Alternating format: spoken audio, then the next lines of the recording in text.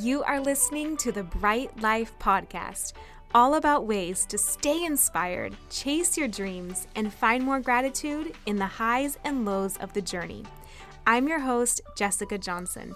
I'm a business owner, a part-time digital nomad, a self-growth junkie, a believer in other big-hearted women, and am all about sharing tips, tricks, lessons learned, and encouragement so we can all live our biggest, brightest lives. You ready? Let's do this.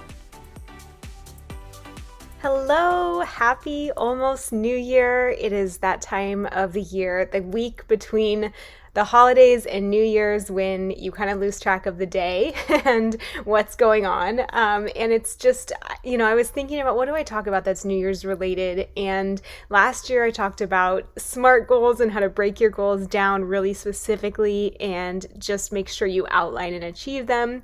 So definitely check out that episode if that's your thing. And this year I was stumped. I was like, do I talk about a word of the year? I just wasn't feeling any of the traditional goal setting type of things. And however, I was almost thinking about the opposite, like almost permission to do things your way and to work with your natural style instead of feeling like you have to shift things in the new year to be successful.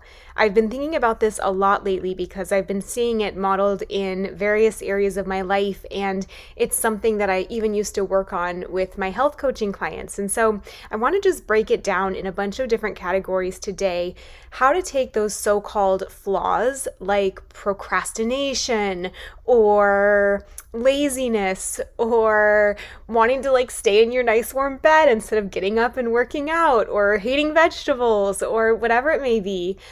Whatever your thing is that is your fill in the blank reason why you can't be successful at this or that, how to almost work with that and to actually lean into it and embrace it, and why it can be so powerful. And it may be actually a better intention this year than fixing that, quote unquote, or trying to force yourself to go around it. So I'll give you some examples of how I've seen this played out lately and why I think it can be just so powerful. So as I mentioned, I used to work with my clients in the health space around this a lot because there's so much out there about fitting into a certain health plan or regimen or diet or whatnot. And while that can be really good for someone who wants the structure or the challenge or whatever it may be at that point in their life, if you are running up against a wall and just finding that things aren't working doing that, it's time to consider working with your natural preferences and natural style. So, for example, one thing that really helped me with that is I always used to feel like I wanted to get a workout done in the morning, but I had a really hard time jumping out of bed and going straight into an intense workout, like a HIIT workout at home, or some weightlifting at the gym. My muscles weren't warmed up, and I fought this for years and years and years because I just thought if I don't do it in the morning, I know the evening will come. I won't be able to do it then. And what really helped me was a few things. So one, for a period of time, I would work out in the morning at home, but I would literally do it in my pajamas. If I slept in yoga pants or leggings the night before, I would roll straight out of bed, top knot with my hair, glasses on, didn't even put my contacts in, and I would do my 20 or 30 minute at-home workout like that in my living room.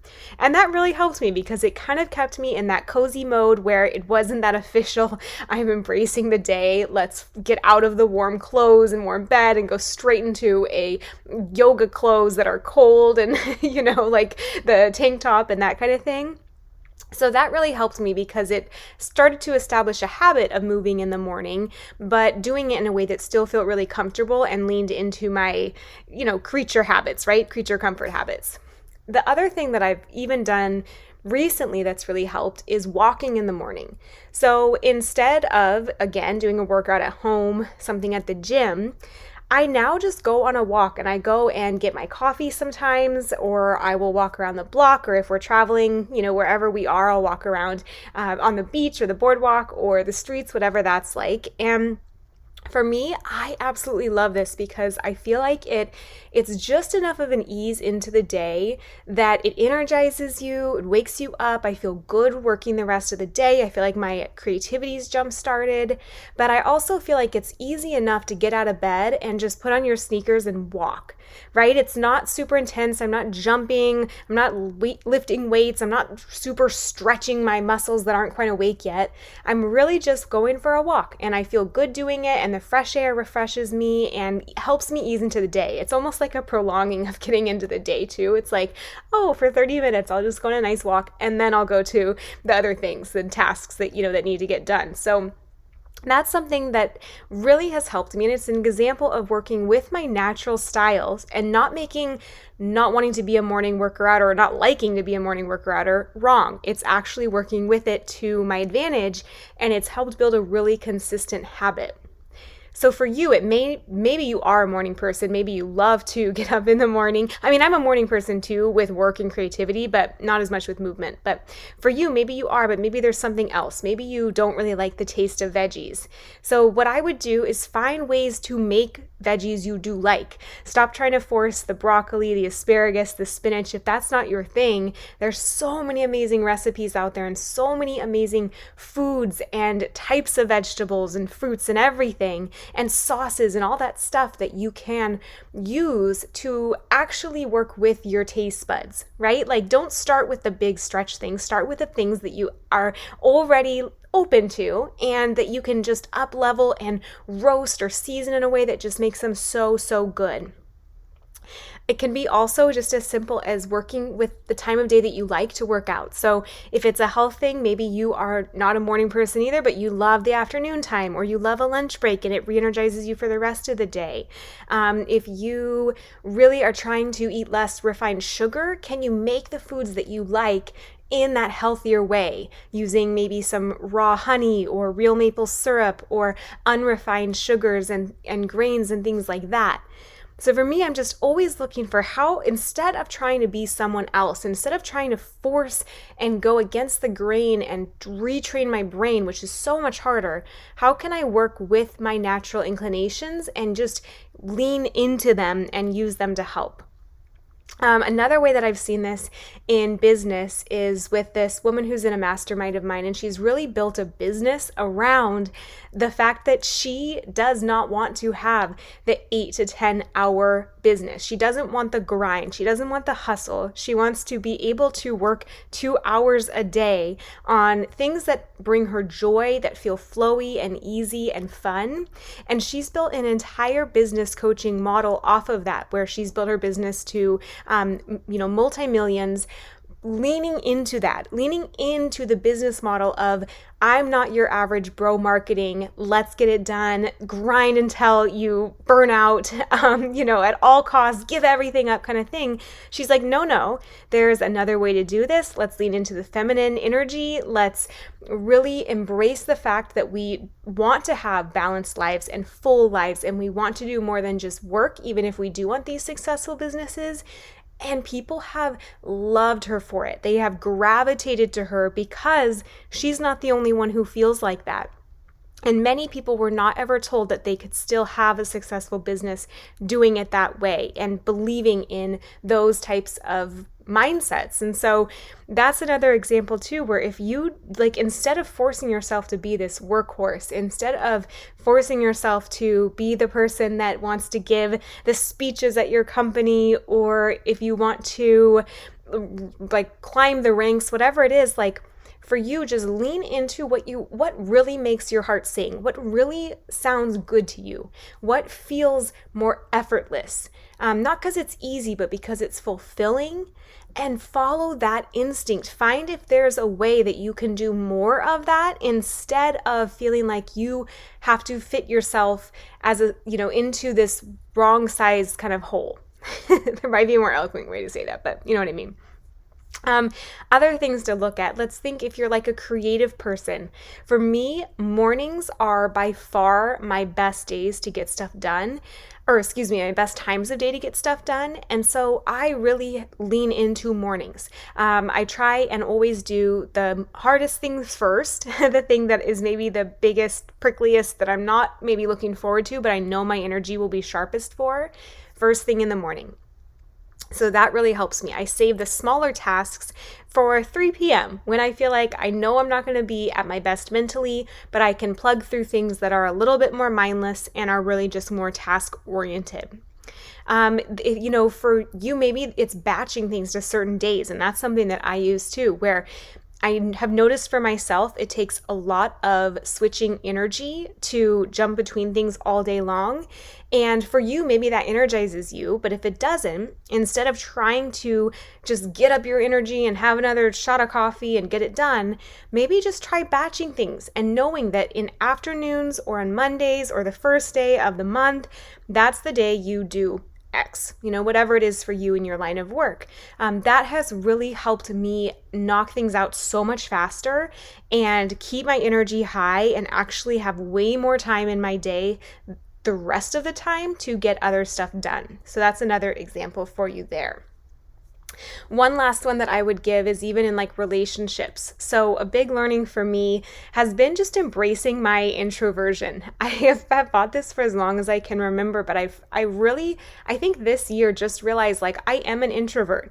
I am someone who I love being with people, especially people I'm close with or that I can have really, just true like meaningful conversations with, and that I love. Like I'm definitely, I have my core circle and that's just how I am. But instead of making that wrong, instead of being like, I need to be acquaintances with everyone, I embrace that. I like to have a few really close people who know me inside and out, right?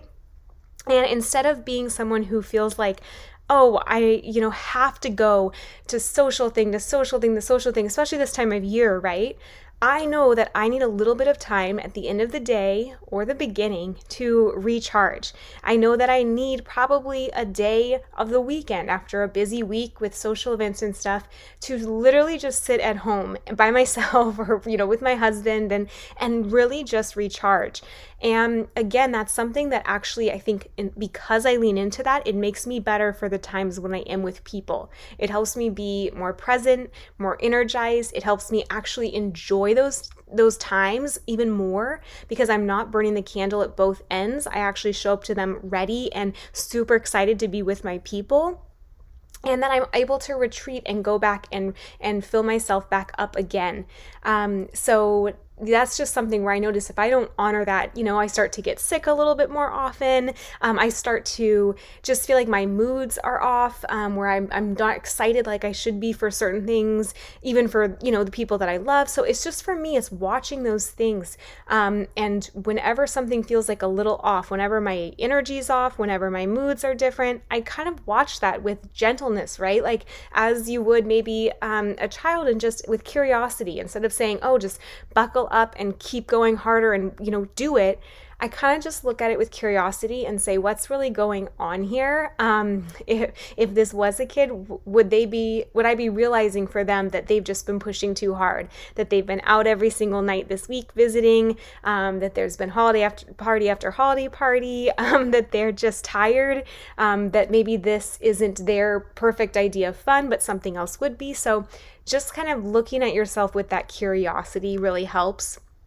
And another big part of this too is just giving yourself, I think, permission to create those boundaries for yourself. So if you find you are that morning workout person, then carving out that time for yourself and, not apologizing for it. That's what you need to be your best. If you're someone who loves to work out at lunchtime, not feeling bad that you are taking that hour for yourself, but honoring that boundary like you would any other meeting in your day and giving yourself that time. If you're more of an introvert like I am, like giving yourself the time to recharge. And on the flip side, if you're an extrovert, giving yourself time with people, like not always staying at home, but truly creating boundaries that honor you and make you feel your best.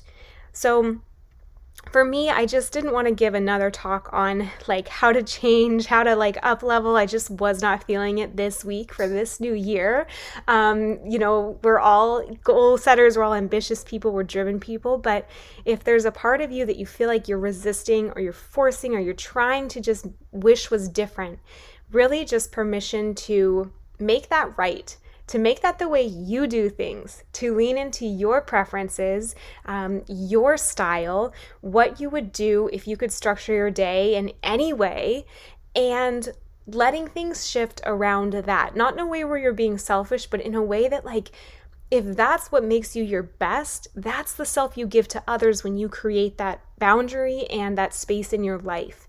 And that helps every relationship in your life. It helps everything that you can possibly offer to the world with your ideas and creativity and energy and presence.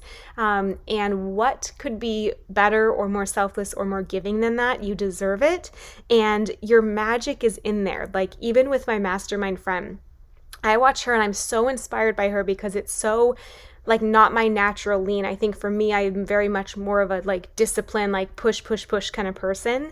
And I am so inspired by how she leans into not wanting to push that way and to not making that wrong about herself, and how her business has blossomed because of it. So you never know what thing that you're condemning, that you're trying to change, that you're trying to tweak and holding on to as having to be different, that maybe that's where your superpower is. Maybe that's what's going to attract even others to you. Maybe that's where you're going to tap into your best energy and ideas. And maybe that's like a hidden gem that could even change your life. Maybe that's a business idea in there, you know?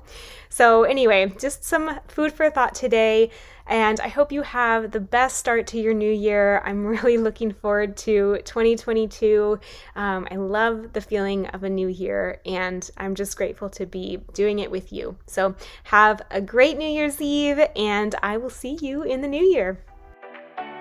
I recently created a free bonus for listeners that I'm super pumped about. It's a 7-day workbook to create your biggest, brightest life, full of exercises I use to bring my dreams to life, work through fears, and take inspired action. You can download it for free at bit.ly/podcast bonus, just as a thank you for listening. If you love this podcast, it would mean so much to me if you leave a review or share it with a friend. That helps so much with discoverability so others can find it too. Thank you so much for listening in. I'll talk to you next Thursday.